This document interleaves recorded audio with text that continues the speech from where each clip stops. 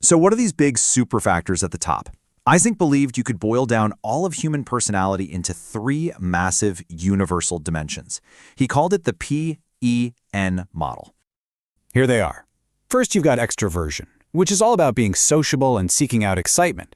Then there's neuroticism, which is basically our tendency to be anxious or emotionally up and down.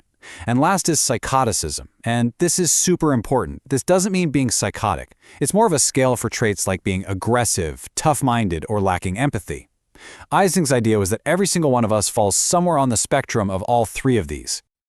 Now, like I said, Eysenck wasn't just making the stuff up.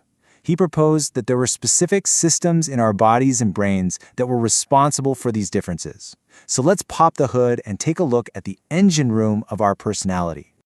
So why are some of us introverts and some extroverts? Eysenck pointed to a part of the brainstem responsible for arousal. He said introverts naturally have a higher level of baseline brain activity. Their brains are already turned up, so to speak, so they try to avoid loud parties and chaos. Extroverts are the opposite. Their brains have a lower baseline arousal, which can feel boring, so they go out looking for excitement and people to basically wake their brains up. And what about neuroticism? Well, that's all about the limbic system, your brain's emotional center. According to Eysenck, people who score high on neuroticism have a really reactive, kind of jumpy limbic system. They overreact to stress. On the flip side, people who are more emotionally stable just have a calmer, less reactive system. It lets them keep their cool when the pressure's on.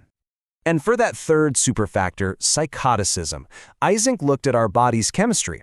He suggested that it was linked to things like higher levels of testosterone and lower levels of serotonin, which is a chemical that helps regulate mood. And that combo could lead to some of the traits we see at the high end of this scale, like poor impulse control or aggression. Okay, this is all really interesting as a theory, but what's the point?